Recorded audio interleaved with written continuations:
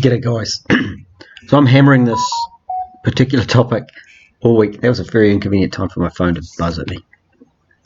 And it's going to be answering the question of, or the question I think that should be asked of, how do I find the part number, not what is the part number? Okay, so this way you can find all the part numbers on your cars, and it'll help you fix them, find diagrams, the way vacuum systems lay out, and then be able to buy parts cheaper from certain places, or go to dealers and give them the right part number, knowing that you're getting the right part. Right, this one's for Dan. I might be wrong, but I'm pretty sure Dan's in Canada. Anyway, he sent me this photo, and that is of the water inlet. I actually did a little bit of an investigation. I asked one of these new online AI things to what is the part number? What is the factory part number? And it didn't answer it. I'm probably going to do more on that, because that's actually quite interesting, because I'm fascinated by the AI thing as well. But right now, it can't beat what's in my head. So I'm a winner there. Right, I'm on this website, and so Dan, you're going to sign into this website. You're going to use your email, and you're going to send me the email you use to log in so you can get pictures. Okay, that's your instruction. And we need to find a car. Now I've gone into the parts reference here, so I'm going a different way. I've already got, these are some cars that I've looked up parts on. Let's go with a LS400 UCF10. Sounds good to me. And we're going to go to the engine, because that little water housing is in the engine, and it's in the cooling system, or radiator type system. So we're going to look for something that says radiator, cooling, those sorts of things. A little bit of common sense. Look, we've got something in here that says water pump, and radiator and water outlet. I think that's a pretty good guess to let's go there, and we get this picture. Right, what do we got in here? Use this one. There's a water crossover. There's the housing we're looking for. Look, that was pretty easy. There's the bleeder. There's a thermostat. That was a thermostat. Tells you some information. 82 to 95. So it opens at 82, fully open at 95 with 10 millimeter, at least 10 millimeters of lift. Doesn't say that there, but that's what it does. Now there's your housing on the front. There's your water hose, and of course the O-ring we're looking for is that one there. There is the genuine part number for that water O-ring seal. Now Dan also asked about silicon on it. The one that he was looking at, an aftermarket one, suggested putting some silicon sealant on it. Now, if your housing, this housing is in good condition, and this housing is in good condition, you don't need any silicon sealant. They're a proper Viton O-ring from Toyota. They're nice and supple, and they seal up beautifully. Okay, so if your housing is pitted and yucky and ugly, it should be thrown away. You should get a new one. And the next best option is a little bit of silicon, though I prefer not to.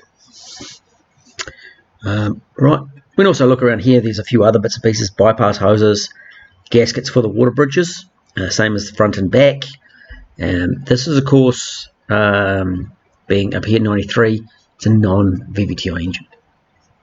Now, what other engine does that seal fit? Let's just do a cross-reference and have a look. Right, we've got that copied. We go to another one. We go to there. We bang it in there. There it is there.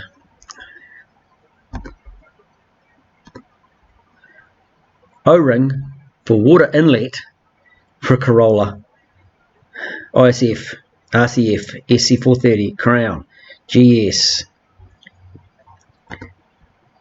LS400. That was, I didn't even click on the American models. Here's your LS400s, 10s, 20s, and 30s, and the 430s, 460s, Land Cruisers, 2Zs. So it's a common O-ring. We see it in lots. Now, how do we find one cheaper? Let's see if we can use that part number that we've just done and see if we can find somewhere, one of the online dealers, to get the best deal we can. Let's have a quick look.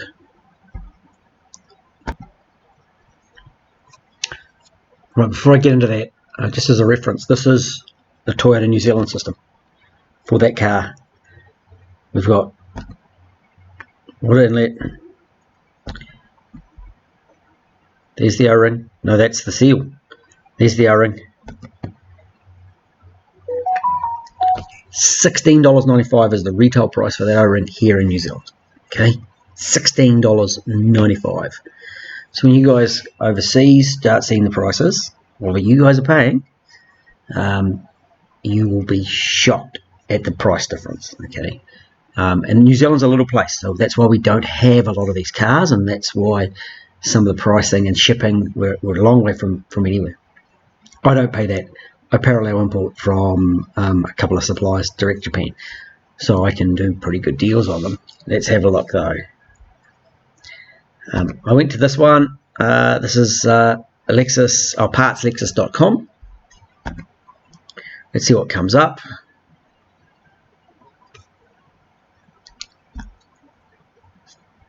This would be in US dollars, $5.20 for the Lexus one.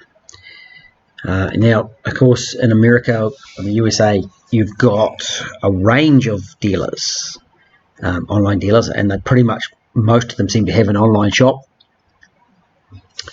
There we go. We've just got from $5.20 down to $4.40 US dollars. If we put that into currency converter, it's under $7. Okay, $16.95, so it's nearly $17. It's a big saving for it by shopping around. Of course, there's freight, so sometimes when you're buying one item, you better just to wander down to your local dealer and buy it. But of course, over there, overseas, you guys get way better deals than we do here in New Zealand. Right, so I hope that's been helpful. So Dan knows what he needs to do. I'm showing how to find them. I wonder, actually, let's have a look at some let's try and find that same part aftermarket and see what it's worth in the US. Just wait right there. Right, Rock Auto. Now this is in New Zealand dollars because I'm in New Zealand, and so it defaults to New Zealand dollars. It knows where I'm sitting. $4.68 for an aftermarket one in rubber, and $7 for a Toyota one. It's interesting. I haven't seen Rock Auto do genuine Toyotas before. So at $7, it's about the same as buying it on the discount from the dealer. No saving going aftermarket on this one. You may as well buy the proper one, and it isn't just normal rubber. It's not a nitrite rubber. It's a Viton rubber O-ring, and that's why they seal up so well with the genuine one. And that's why I recommend using the genuine, and I use literally hundreds of them every year. So hope that's been helpful. And Dan, you know what to do. Talk to you soon. Catch you later.